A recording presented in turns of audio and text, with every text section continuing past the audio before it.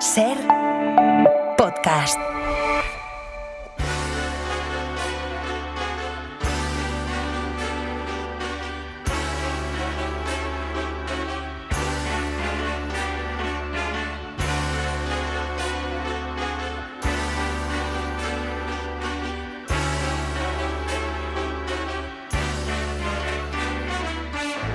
Comienza en la cadena SER ¿Y tú qué miras?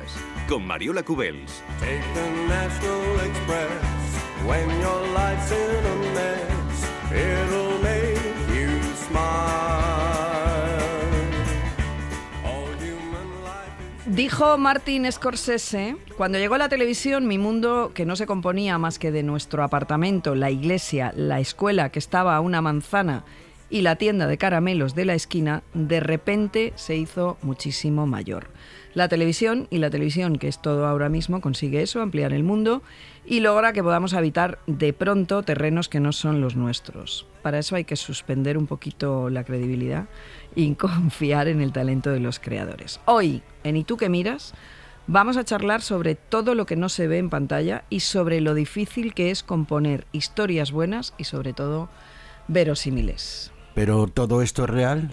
¿Verdad o mentira en las ficciones audiovisuales? Por la esquina del viejo barrio lo vi pasar, con el tumbao que tienen los guapos al caminar, las manos siempre en los bolsillos de su gabán, pa' que no sepan en cuál de ellas lleva el puñal.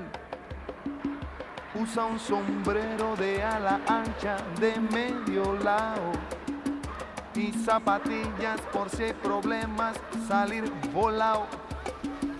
Lentes oscuros. Bueno, hemos elegido esta canción de Pedro Navaja, de Rubén Blades, de Pedro Navajas, ahora que está tan de moda Bad Bunny, para que sepáis que hay una historia anterior a Bad Bunny. Esto Mario Panadero me está mirando como diciendo, ¿qué me dices? Es que pues esto me lo ha dicho Iñaki de la Torre. Discutiendo con tu imaginación. Venga, bienvenidos, bienvenidas. A ver, seguro que hay ahora mismo escuchándonos muchos médicos, muchos policías, muchos inspectores de Hacienda, muchos periodistas, agentes secretos, incluso guardias civiles. Digo yo que los agentes secretos también escuchan la radio en agosto. Profesores, abogados, que cuando han visto una serie gremial sobre su profesión han sentido dos cosas. Una, perplejidad en plan, sí, claro, y después han soltado una carcajada. O sorpresa para bien en plan, oye, pues sí, esto sí, es verdad.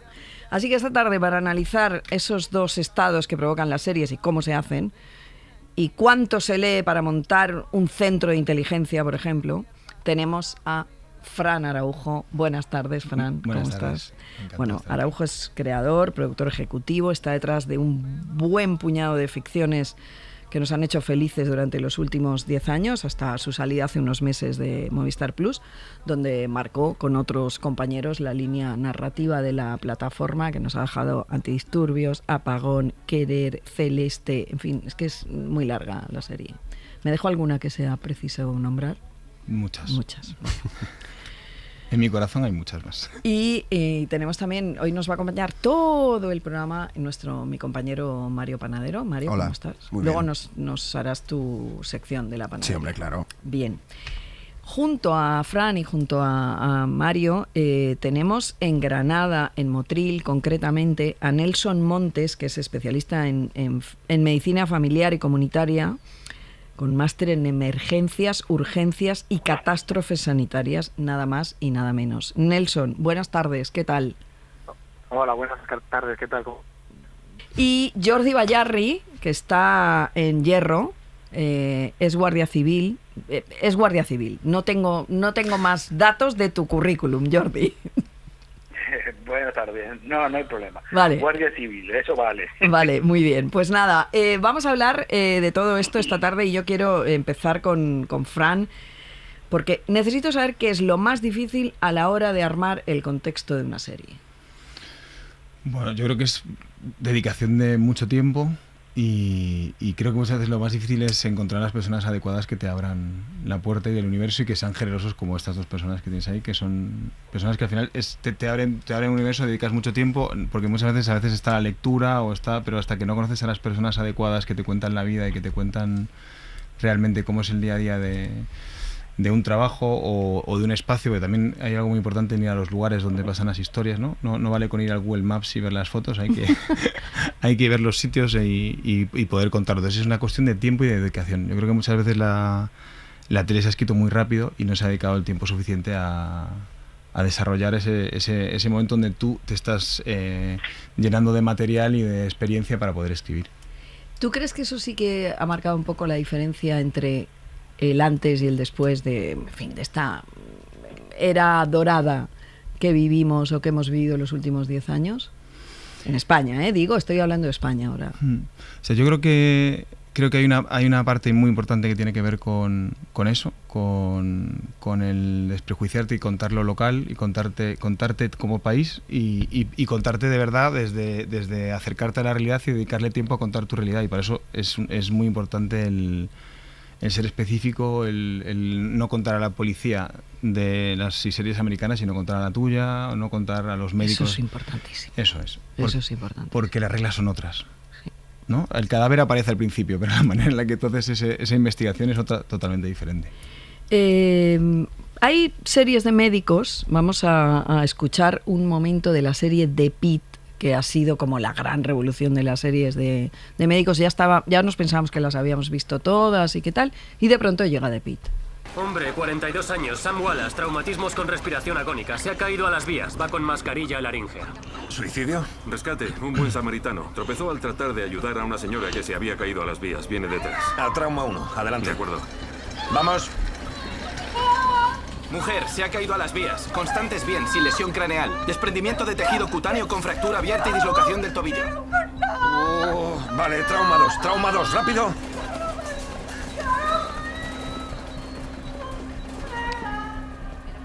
Nelson, ¿cómo va? ¿Listos? Tú cuando ves escenas de este tipo tan trepidantes, que algunas están muy bien montadas y además me consta que muy bien documentadas, ¿qué sientes? En principio. Sí, a ver, lo primero que pienso es que mi trabajo en realidad, afortunadamente, no consiste en eso mayoritariamente, ¿no? La mayor parte de casos que nosotros vemos en urgencias son bastante más simples y bastante más sencillos, máximo ahora con los tiempos que corren en la sanidad pública, ¿no? Pero bueno, sí que por ejemplo, pues siempre te llama la atención algunas cosas que tú dices, esto es claramente una licencia que no, supongo que le aportará mucha tensión narrativa al asunto, pero dices, esto es que se parece pues como un huevo a una castaña a la realidad. Pues por ejemplo, en esta escena que poníais, ¿no? La mujer que llega gritando y demás, ya te digo yo que no hay ni un solo profesional que traslade a una persona desde donde la recoge hasta el hospital con ese nivel de ansiedad y ese nivel de malestar, incluso me imagino de dolor, ¿no? Porque tal y como está, si traslado a esa paciente a la realidad, pues tiene que estar muriéndose de dolor, porque si está así de ansiosa es que tiene que estar muriéndose de dolor y tener capacidad de sentir ese dolor, ¿no? Entonces, pues eso, hay como algunas cosas que tú dices, madre de Dios, esto, pero aquí, ¿quién está asesorando a esta gente? Pero claro, si os asesoraran, tú dirías esto y entonces Fran, el guionista o el creador, diría, ya, pero si hago lo que tú me pides, no tengo... o sea, me aburro. Claro, sí, yo entiendo que hay que hacerlo atractivo y interesante para todos los públicos, esto.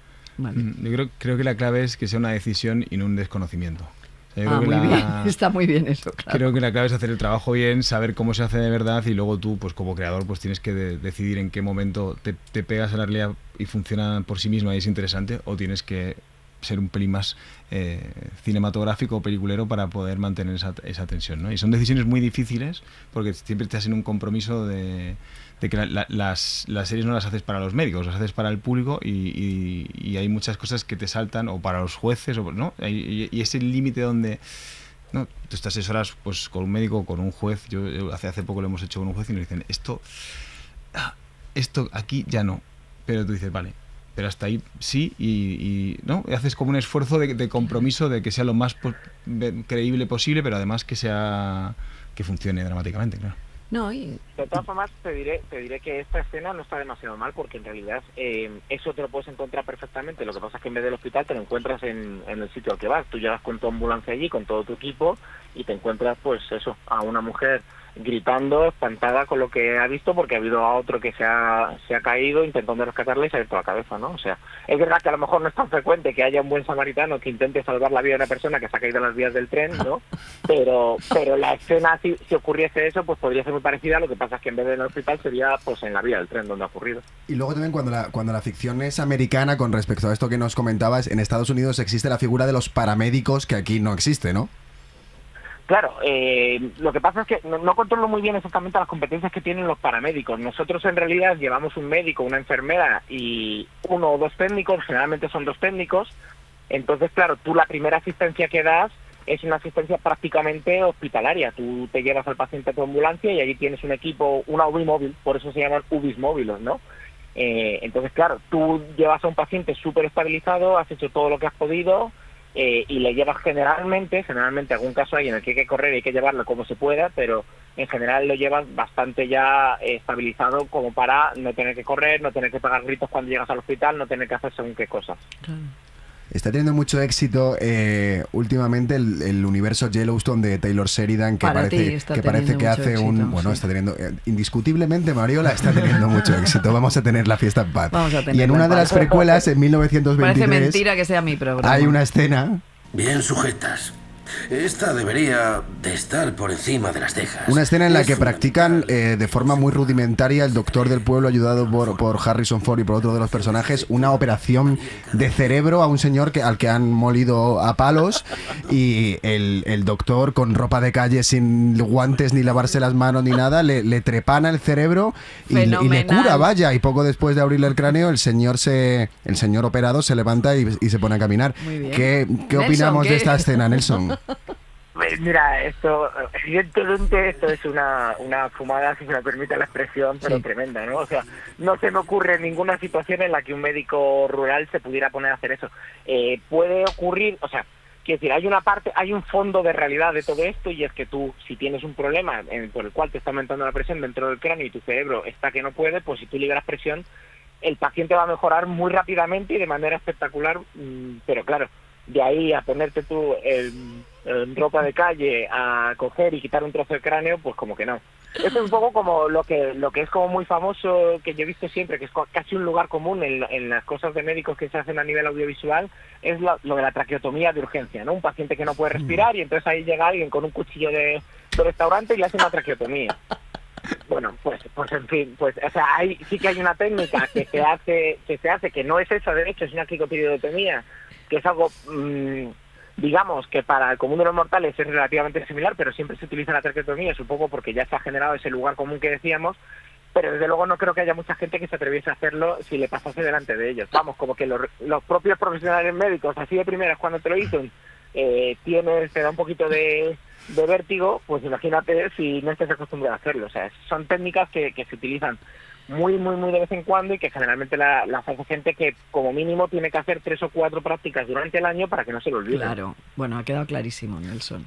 Bueno, hay otras series, hay series también policíacas, judiciales, que además suelen ir de la mano, y yo quiero recuperar un momento de Hierro. Si quieres, lo meto en el calabozo un par de días y que espabile. No, mujer.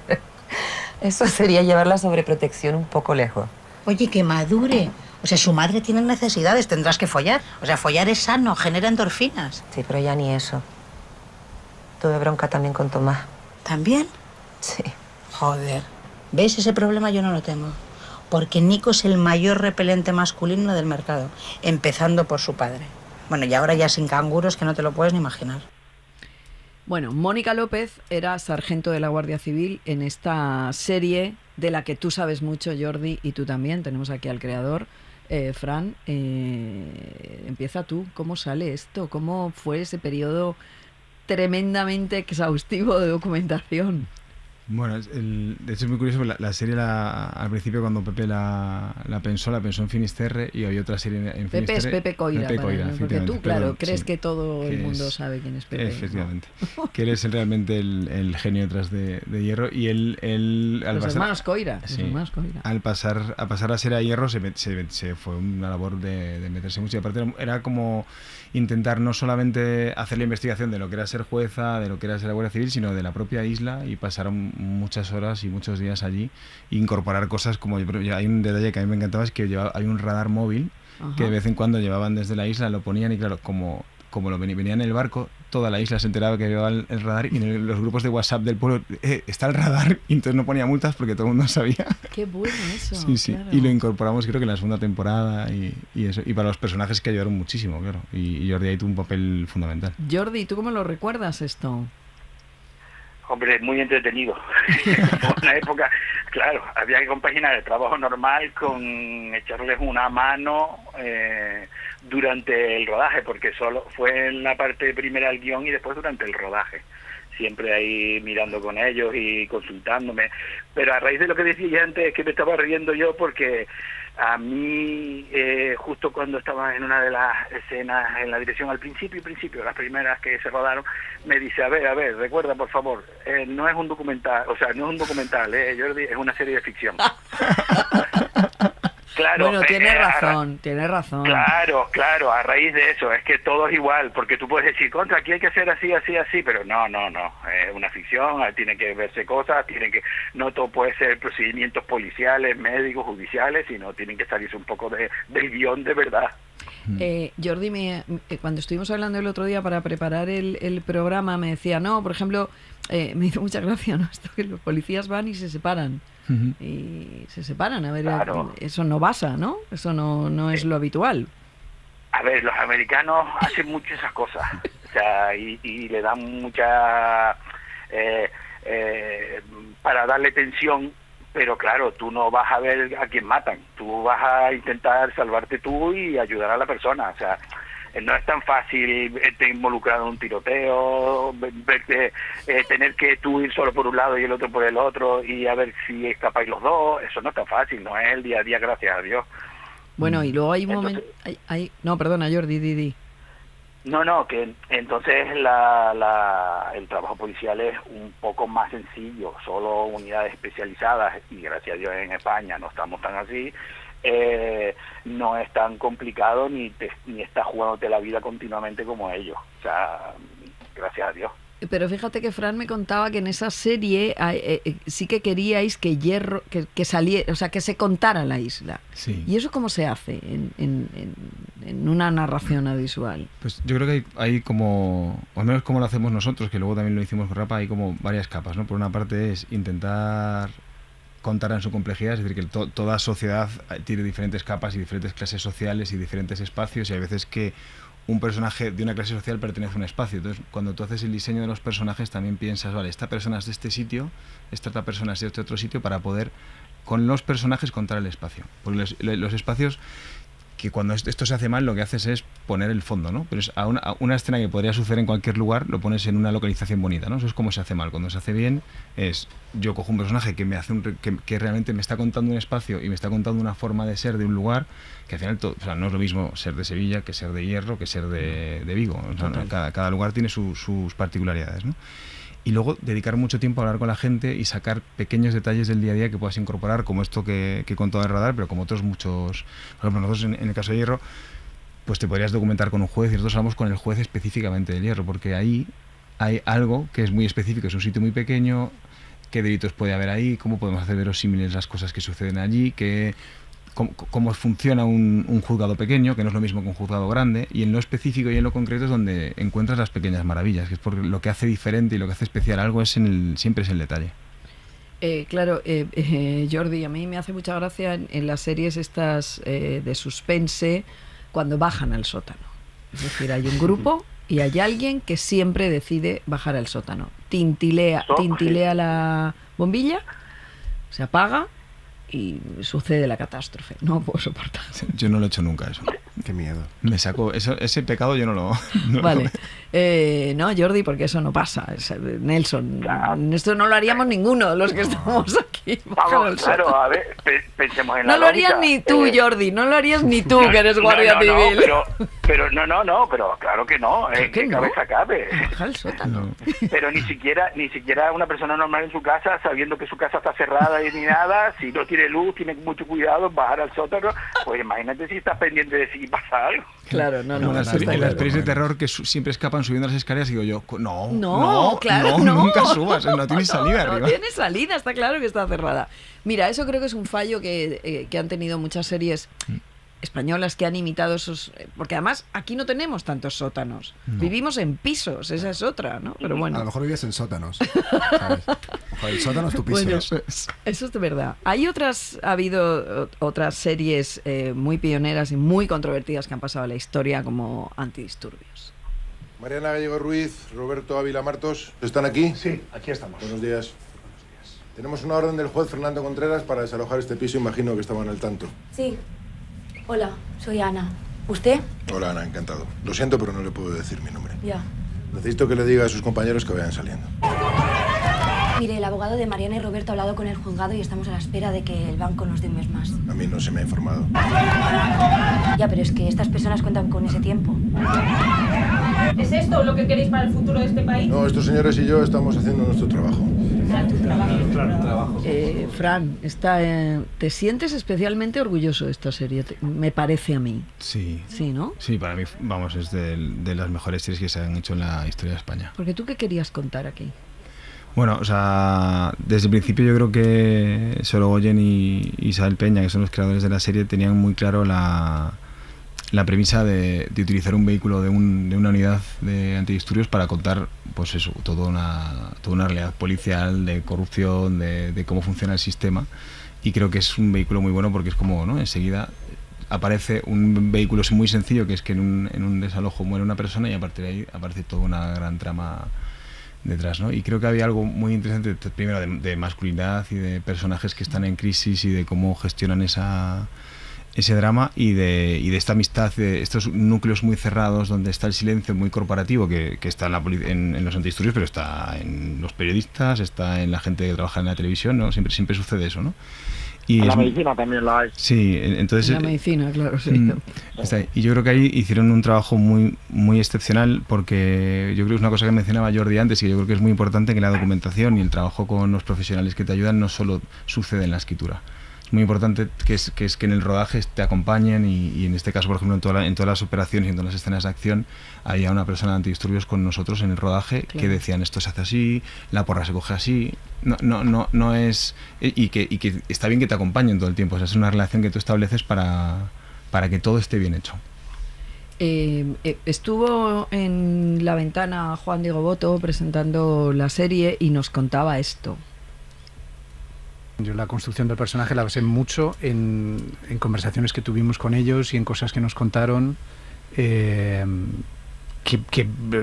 era imposible conocer a no ser que te las cuente alguien que las vive de dentro, ¿no? Sobre todo lo que estaba comentando hoy. ¿Por ejemplo? Pues una de las cosas que comentaron, que yo no sabía, es las enormes limitaciones que tienen a la hora de contarle a su gente más cercana que trabajan en el CNI. ¿Su pareja, a sus hijos? A su pareja, a sus hijos, pues pueden estar casados durante años y no contarle a su mujer hasta un determinado tiempo que garanticen una confianza que trabajan en el CNI. A sus hijos hasta que no llegan a una edad donde son conscientes de que pueden guardar un secreto, no les pueden contar. Joder. Amigos íntimos, incluso padres, no les cuentan. Eso, o sea, yo basé casi toda la composición del personaje en el hermetismo emocional que provoca el no poder contar, nunca expresar lo que te está pasando ni por qué a tu entorno más cercano. No querría hacer bromas con esto y no lo hago, pero a mí me parece un motivo de separación de pareja, que al cabo de 15 años... Esto nos lo contaba a Juan Diego Boto sobre la serie El Centro, que es otra serie que además, fue una serie importante porque jamás se había hecho nada sobre el CNI. Cuando hemos visto series americanas, Fran, sobre todos los agentes secretos del mundo mundial, y nosotros no habíamos hecho nada. Y de repente llegas tú y venga, y vamos allá. Es una cosa muy curiosa que sucede, pero también pasa con el tema judicial, que hay un mantra, o al menos que yo he escuchado muchas veces, es que en España esto no es interesante contar un juicio de verdad, o no es interesante contar, porque como el CNI no es como el americano, y no es Burne, y la realidad es que cuando tú te acercas a cualquier universo, y a cualquier profesional, y a cualquier espacio, y lo miras el tiempo suficiente, siempre es interesante. Y hay algo muy... O sea, en este caso tuvimos el privilegio absoluto de que se nos acercaron y tuvieron la generosidad no solamente de ayudar en el proceso de escritura, sino de ayudar en el proceso de pues eso, como contaba Juan Diego, de estar con ellos, de explicar. Pero al final, para mí es una clave que decía Bresson siempre, que nunca hay que imitar al cine, hay que imitar a la vida. Y muchas veces lo que hacemos es que estamos intentando copiar otras ficciones, y eso creo que es un mal a veces, ¿no? de cinematografías más pequeñas como la española, que es intento copiar la peli americana. Y dices, joder, párate a mirar lo que tienes delante, y lo que tienes delante es que es apasionante por sí mismo. Hemos tenido también una serie sobre una realidad que tampoco se toca, que es la eutanasia y el ELA como enfermedad, protagonizada por un personaje que lo encarnaba Javier Cámara. Vamos a escuchar un momento, se llamaba Rapa. Algunos enfermos se han puesto en contacto con nosotros, conmigo personalmente, y yo nunca he querido entrar ni conocer ni nada, porque hemos creado nuestro propio enfermo, ¿no? Sí. Un enfermo acomodado a las necesidades de una serie de ficción que era ya ves que es un batiburrillo, ¿no? Entonces sí que es verdad que nosotros teníamos que saltarnos algunas normas de esa enfermedad y tenemos que acoplar a nosotros. Pero ha habido gente maravillosa que se han acercado a mí con mucho cariño. Claro, tú, Nelson, en calidad de médico, puedes hablar sobre cómo están representados los médicos en la ficción, pero también cómo están representados los enfermos, ¿no? Sí, los enfermos en realidad cuando son temas tan específicos, a mí no me parece que suele haber tantas barbaridades, ¿no? Quizás lo único que, bueno, a ver, si hablamos de cómo se adapta las series españolas a la realidad española, es que muchas veces quizás una dimensión que no se toca mucho, y es relativamente lógico porque los propios médicos no la hemos tenido muy en cuenta hasta hace relativamente poco, temporalmente, es como lo social, como tu situación económica, como el lugar en el que naces y demás, que de hecho lo mencionaba antes por ahí el experto creador, ¿no? Pues afecta a tu enfermedad, porque no es lo mismo tenerla si naces en el barrio Salamanca que si naces en las 3.000 viviendas. Entonces, claro, ¿cómo afecta todo eso? Quizás es lo que falla más, porque todo lo que tiene que ver con la dependencia y demás, que es el grueso de nuestra actividad médica, por así decirlo, de lo que incluye el sistema sanitario, pues quizás siempre se suele dejar un poco más de lado, ¿no? Y me parece que ahí sí que hay historias y hay dramas muy interesantes que contar. Bueno, es verdad que hemos tenido otras series como Urgencias, como Hospital Central, en fin, nos empezamos a familiarizar con ese tipo de universos a través de esas series. A veces yo creo que han debido hacer mucho daño, Nelson, porque la gente llega como con diagnósticos aprendidos de esas series y no puede Bueno, ser. y se puso de moda el lupus. Me acuerdo que se puso de moda el lupus, ¿te acuerdas? Sí. Por House. Bueno, House Por el además, Dr. que es muy House. curioso, porque yo, una de las mayores cagadas que he escuchado en una serie médica es precisamente en House. Ah, sí, ¿eh? Vino a decir, sí, vino a decir algo así como que los glóbulos rojos eran los que defendían al cuerpo de las infecciones. Más o menos, que es una barbaridad muy básica, porque, bueno, creo que hasta gente de a pie sabe que son los glóbulos blancos los que defienden de infecciones, ¿no? Y que los glóbulos rojos llevan el oxígeno. No te metas con el Dr. House. Eso igual fue el doblaje. Eso igual fue el doblaje, no. Y he de decir que House es una de las... Porque por cómo está planteada me parece que es muy interesante. Ellos ya te explican la excepcionalidad de eso, ¿no? Es un hospital muy concreto donde han montado un servicio que no existe en ningún otro sitio, entonces ahí cabe todo lo excepcional de manera muy natural y muy lógica. Yo como médico digo, bueno, pues es normal que estén haciendo cosas muy raras porque están en una situación muy rara. Son como los super especialistas, ¿no? Que podríamos tener aquí, pues yo qué sé, siempre tienes un super especialista en Sevilla, en el caso andaluz, pues que las terapias CAR-T, ¿no? Pues están en Sevilla. Cosas así, ¿no? Quizás lo más llamativo de series como Doctor House era quizás, pues eso, que un neurólogo igual te hacía un diagnóstico de neurología que te cogía y te metía una arteria central que, bueno, era una cosa espectacular, ¿no? Eran capaces de hacer casi cualquier cosa de cualquier especialidad.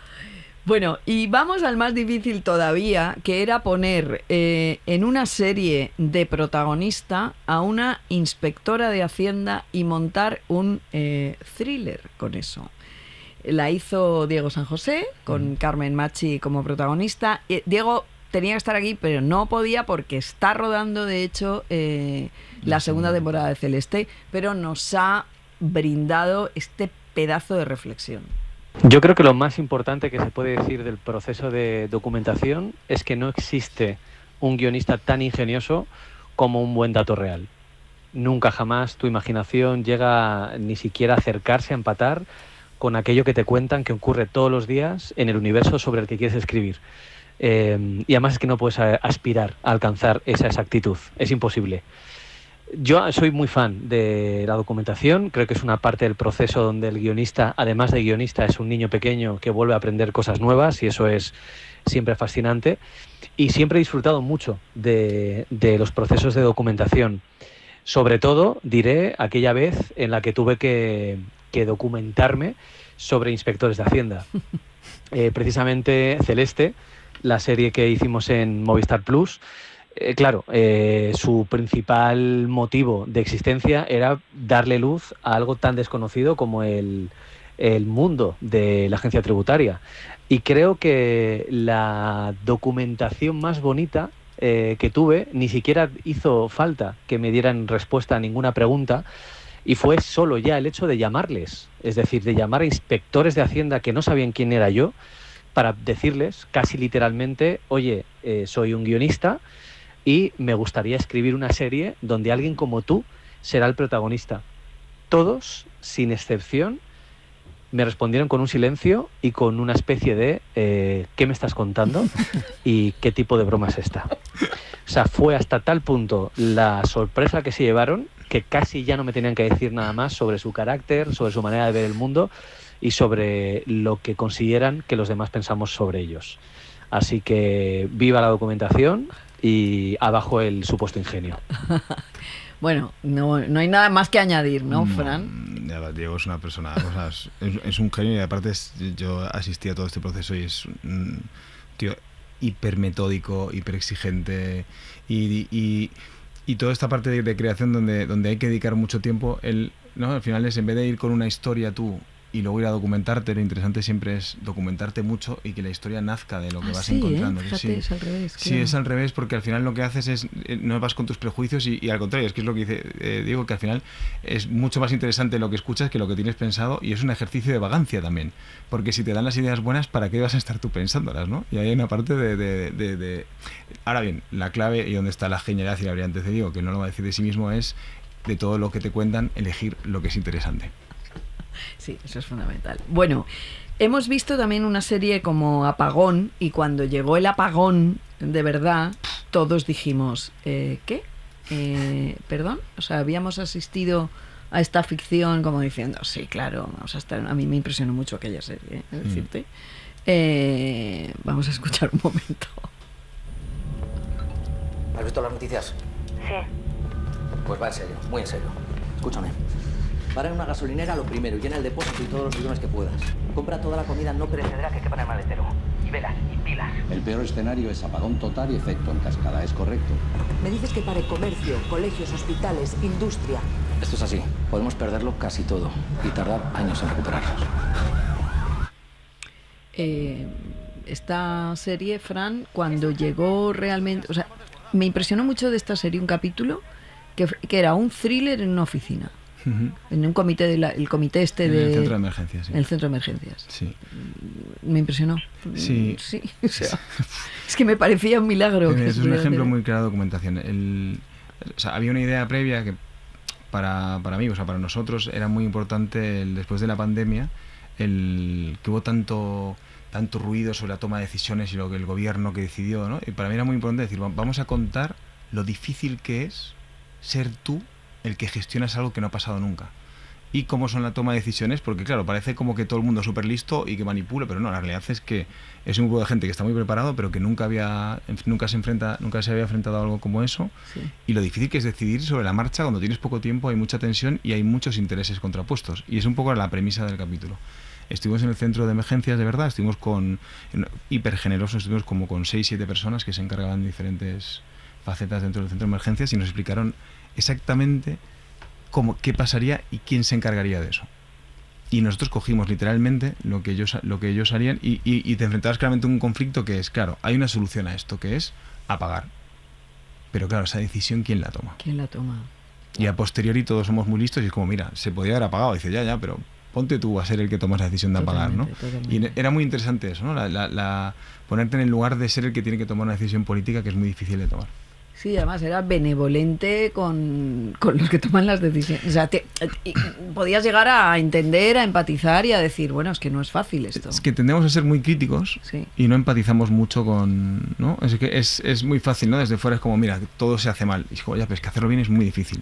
Nelson, te recomendamos ese capítulo que a ti te afecta especialmente. No, de hecho lo estoy escuchando y me están dando ganas terribles de verlo porque me parece que es como muy real, ¿no? Todo. Era muy real. El segundo capítulo es en un hospital y nos planteábamos y hablamos con diferentes, o sea, con especialistas de cada... Bueno, hablamos con un médico especial que estaba en Médicos Sin Fronteras y que había estado en guerras, que había estado lidiando con lo que es hacer en un hospital de campaña sin los materiales adecuados operaciones y con todo ese material decidimos, vale, los generadores de un hospital duran 2 días, si los consigues estirar son 4 y contar ese proceso de deterioro de un hospital, ¿no? Y cómo funciona un triaje, que es durísimo. También, una vez más, la toma de decisiones de un triaje, de a quién operas y qué operas, en sí, claro, es poner al ser humano en una posición. Claro, Nelson, muy eso sí que eso debe ser duro, ¿no? Mira, o sea, es durísimo. Lo que pasa es que cuando estás ante una catástrofe y una emergencia, yo por lo menos, o sea, yo sin ser un súper especialista en extrahospitalaria, ¿no? Que son los que más se encuentran en esto, pero cuando, o sea, sí que recuerdo, por ejemplo, con los inicios de la COVID y demás, tú pones tu mente a cero y te pones en modo técnico y ya está. Y los procesos de triaje se han mecanizado bastante con todos los errores que conllevan, pero yo creo que una de las claves en ese tipo de situaciones es no pensar demasiado lo que estás haciendo. Porque además es que tú lo veías, o sea, había en esa situación, por ejemplo, de la COVID, que es la que más he vivido yo, pues tú entrabas, o sea, bueno, es que las UCIs, a mí yo recuerdo siempre en una paciente de 60 y pico años, que es en condiciones normales una candidata idónea para entrar en la UCI, pues me la denegaron con una COVID moderada grave, que necesitaba soporte ventilatorio y que no tenían espacio. Y claro, y me dijeron, no entre yo ya, claro. Y después, como 10 minutos más tarde, paré un momento y dije, espérate un momento, como que me han dicho que no. Y tuve que volver a llamar al compañero y decirle, oye, perdona, ¿me has dicho que no por esta paciente? O sea, que es que la realidad es que tú en el momento en el que estás en una emergencia, si no tienes muy protocolizado y te paras a pensar, las cosas suelen salir mal. Tienen que pensar gente que no esté en el sitio cero. Claro. Supongo que eso también pasa en la Guardia Civil, ¿no, Jordi? Sí, hay situaciones de ese tipo también, de escoger, como dice aquí. Pero lo que está diciendo el compañero es técnico y ya está. Tú tienes que decidir desde el punto de vista de no persona, porque si no, no se puede. Incluso yo he visto ese caso, médicos decir, mira, déjalo, y tú dices, pero si está vivo, pues, pero no se va a salvar. Claro. Y esos casos te queda marcado, pero no tienes que pensarlo como persona en ese momento, porque efectivamente el médico es el que te está diciendo, se puede salvar, hay que luchar por ¿Ves? Pero qué interesante, porque esto luego lo ves en una serie de ficción y dices, venga, va, que no debe ser tan extremo. ¿Y sí? Sí que es. Y hay una parte hay una parte muy importante para mí que damos por descontada, y hay una cosa que decía Nelson antes que me parecía muy importante, que es el tema de las clases sociales y que la medicina, y dependiendo de dónde naces y quién te... O sea, creo que es algo que marca muchísimo. Y creo que hay muchas cosas que damos por descontadas. Una es la democracia y otra es los servicios públicos y los trabajadores públicos. Sí. Y hay algo para mí de la ficción que también tiene que ver con las inspectoras de Hacienda, y que a mí, sí que para mí es una decisión de vamos a poner el foco en lo que sostiene este país. Pero me parece que las cosas funcionan solas y no es cierto. Y no es cierto. Las cosas funcionan porque hay un sistema muy bueno, con unos profesionales muy buenos que están todos los días sosteniendo y tomando decisiones muy difíciles.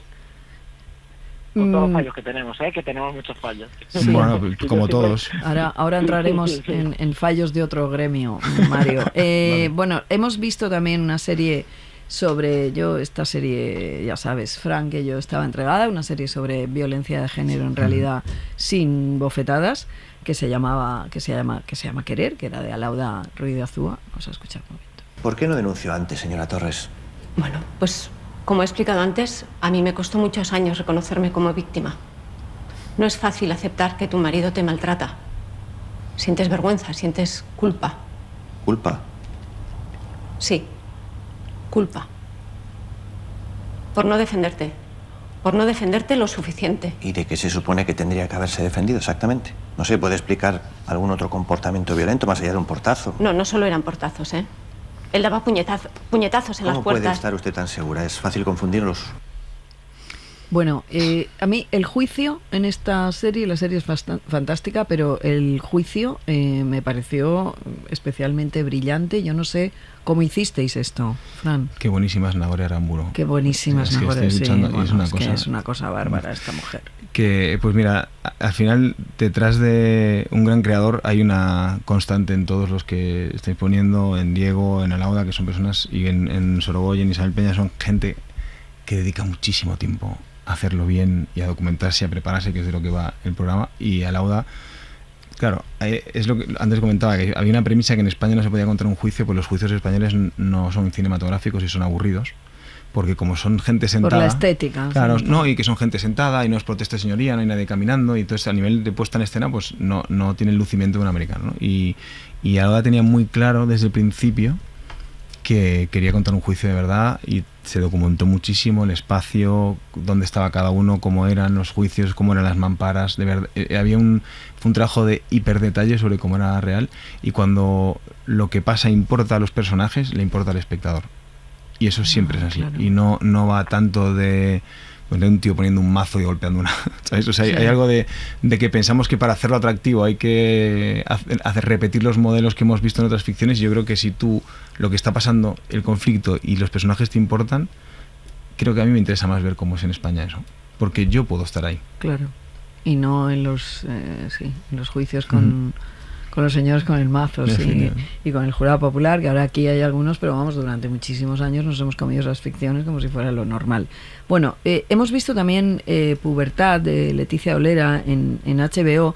Leticia Olera nos contó que había tenido que asesorarse mucho, porque esto cuenta una historia de abusos entre adolescentes, es una historia complicadísima, complejísima, con una mirada iba a decir deliciosa, no es la palabra, una mirada punzante sobre este tema, y tuvo una asesoría brutal con las psicólogas que le ayudaron a un poco a desmenuzar ese asunto. A mí me impresionó muchísimo la tarea de la psicóloga en esa serie, lo fundamental que había sido.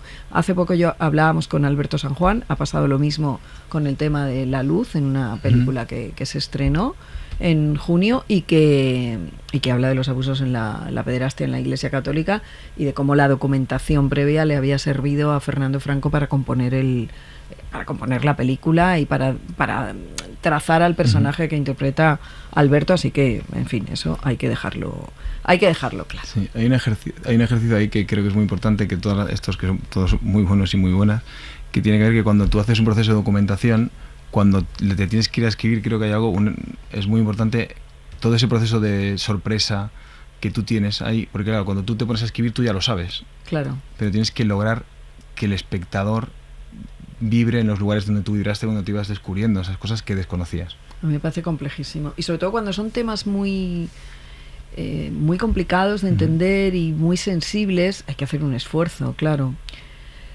Vamos con otro tema que Mario Panadero y yo tenemos mucho que decir.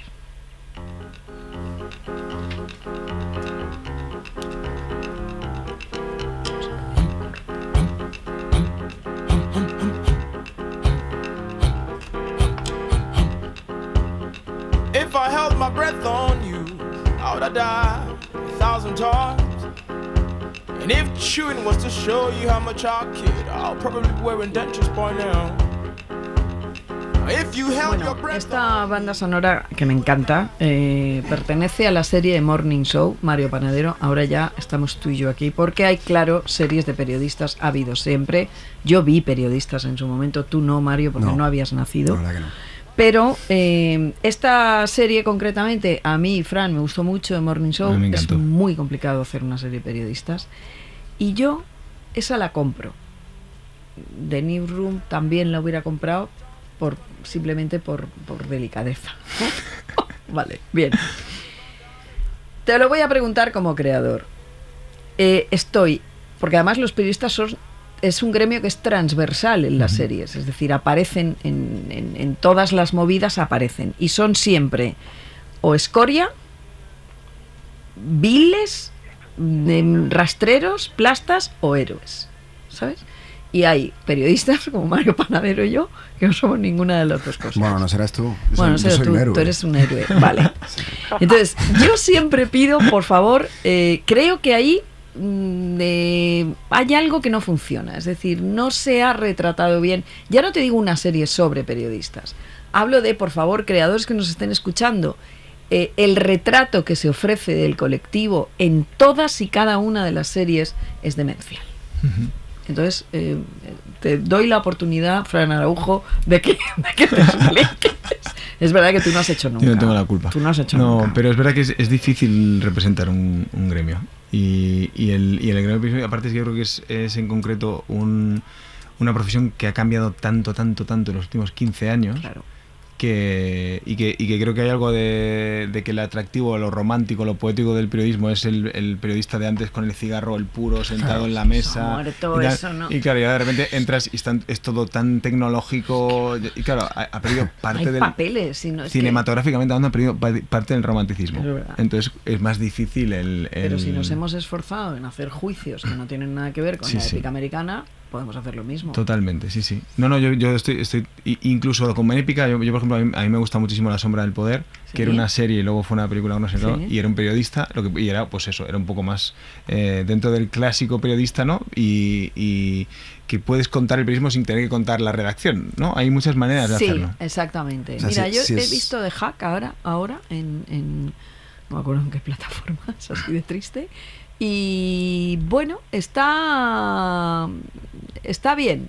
Además es una historia real y es una serie británica y ya sabemos que los ingleses lo hacen muy bien. ¿Tú qué dices de Lo que sí esto, es difícil Mari? hacer una serie de periodistas, una ficción de periodistas, es por el mismo motivo de que todas las demás profesiones que estamos hablando, ¿no? Porque es difícil hacerlo atractivo y por esto que tú dices, ¿no? Porque ¿qué vas a poner a un chaval que se pasa 8 horas sacando cortes de audio y imprimiendo guiones? Pues no, pues eso no le va a gustar a nadie verlo. Claro, el problema yo creo es que normalmente como se ha retratado a los periodistas en las ficciones, da mucho pie a que luego la gente que no está muy relacionada con la profesión tenga un poco en la cabeza teorías de la conspiración con cómo funcionan los medios de comunicación y cómo funciona el periodismo, ¿no? Y que se crea que hay una cadena de jerarquía y de órdenes que empieza en Felipe González y termina en un redactor de La Ventana, por poner un ejemplo, que le dice lo que tiene que decir. Y la realidad es mucho más aburrida, mucho más chabacana y mucho más cutre. Completamente de acuerdo. Vamos con tu sección.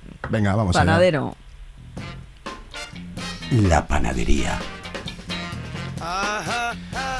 Bueno, Nelson y Jordi, es que Mario Panadero se llama Panadero y él ha elegido el nombre de La Panadería como la cabecera de su sección. Os lo digo por si creéis que lo había elegido yo. No, lo ha elegido Mario Panadero. Se explica solo el nombre, vaya. Bueno, hoy te traigo, Mario, un tema muy de actualidad, de rabiosa actualidad y nunca mejor dicho, porque la verdad es que da mucha rabia. Estamos hablando de la verosimilitud en la ficción, si los médicos de verdad hacen esto o hacen lo otro, si los polis pegan las hostias así o las pegan así, si la sangre es ketchup, si el muerto es un muñeco de corchopán, etcétera. Pero la verdad es que hay un tema sobre el que yo creo que hay mucha falta de verosimilitud en las series y que no estamos comentando, y es el tema de la vivienda. Porque llevamos muchos años viendo series en las que los personajes viven en casas que no se corresponden con su situación económica. Es verdad que un semisótano interior de 30 metros cuadrados en Usera es poco cinematográfico, igual está complicado meter el traveling ahí, pero a veces vemos a personajes que supuestamente están pelados de perras viviendo en unos casuplones que te quedas cada crocker, por ejemplo. ¿Sabes qué haré? Empezaré por los objetos más grandes. Será lo más fácil. Así que empecemos por el sofá. En Friends, sin ir más lejos, veíamos en cada episodio a Joey, a Chandler y a Mónica y a Rachel viviendo en 2 apartamentos de 2 habitaciones con balcones al exterior en la zona de Central Park. Recordemos que Joey, por ejemplo, es un actor semifracasado y Mónica es cocinera en un restaurante y ha hecho periodismo de investigación hoy. ¿Sabes cuánto costaba alquilar un apartamento de 2 habitaciones en la zona de Central Park en el año 2001? Dime. Entre $2.600 y $3.800 al mes. Y encima se pasaban el día en una cafetería super chic que tenía toda la pinta de cobrarte $8 por un cortado. Una cafetería en la que, por cierto, siempre estaba libre el sofá, el mejor sitio, ¿no? Siempre estaba disponible para ellos. También podríamos hablar de la verosimilitud de eso. Venga, otro ejemplo. Marshall, ¿no vas a quitarte nunca ese gorrito? Sí, ya llevas 2 semanas, Marshall. 2 semanas increíbles. Y os chincháis.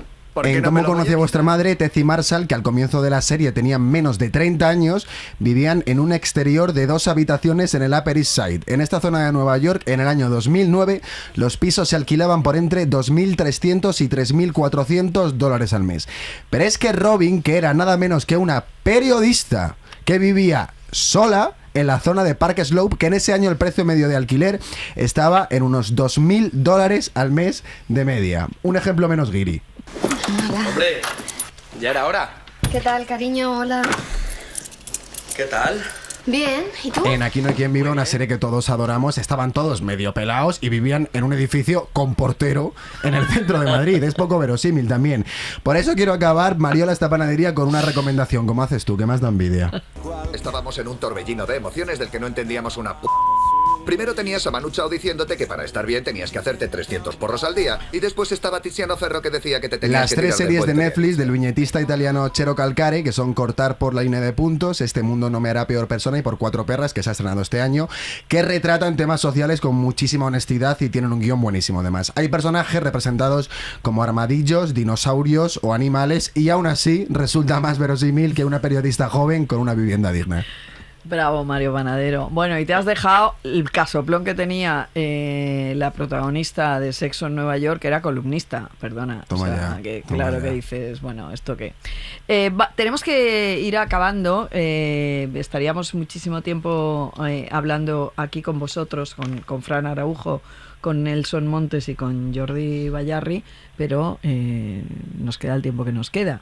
Sí que os voy a pedir que me digáis, cada uno en vuestro negociado, Nelson y Jordi, ¿qué es lo que más rabia os da cuando veis algo en ficción de vuestro gremio que no reconocéis? Jordi.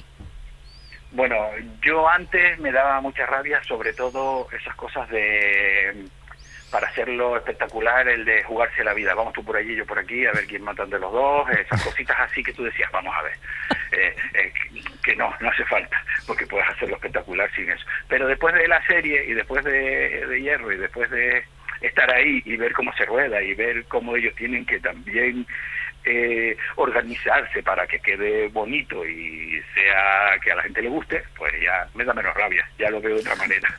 ¿Y tú, Nelson?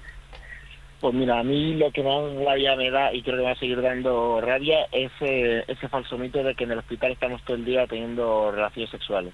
O sea, es verdad, es una cosa, o sea, yo sé, hay casos y los hay. Sí, pero claro, como en todas las profesiones, claro. Claro. Otra cosa es lo que pasa fuera del hospital, eso ya es otro tema. Ya, Pero ya. en el hospital... Sí, allí en el cuarto pues, sí, verdad, sí. Ojalá tuviéramos tiempo para hacer tantas cosas que hacen en las series. ¿Y tú, Fran, qué dirías? Me da igual de cualquier gremio, es decir, de cualquier serie que tú veas que dices, no, esto no puedo soportar. Sí, a mí me pasa mucho eso, esta sensación de decir esto es peliculero, esto jamás pasaría en España. Eso es una sensación, de hecho es algo que a mí me hace que me desconecte y no puedo seguir viendo. Claro. O sea, el decir esto, ¿no? No voy a citar nada, ¿no? Pero de repente este año yo he empezado varias series y a los 15 minutos decía, hostia, esto es que han pasado todos los dramas que pueden acumularse en una ciudad como Madrid en un año, lo están poniendo en los mismos 15 minutos. Y yo ya me no pasó, puedo. me pasó a mí con Respira. No bueno, el capítulo de mi pareja y yo. No, Eso me pasó a mí. Lo entiendo, pero comparto completamente esa opinión. Sí, bueno, es que, en fin. Bueno, tenemos que acabar. Fran, Nelson, Jordi, muchísimas gracias por las lecciones y por la generosidad. Si os pide gente como Fran Araujo que les ayudéis, hacedlo, que luego las series están más vivas y nos representan más. La semana que viene se acaba el verano. Fran, Nelson, Jordi, y vamos a hablar de finales la semana que viene, de grandes finales, de finales fallidos, de finales convencionales. Les esperamos aquí a mi compañero Mario Panadero y yo. Pero antes de acabar, la recomendación de esta semana es El caso de Laura Ester en Filmin y el libro Mentirosos de Sarah Maguson, que son dos historias buenísimas para pasar el verano.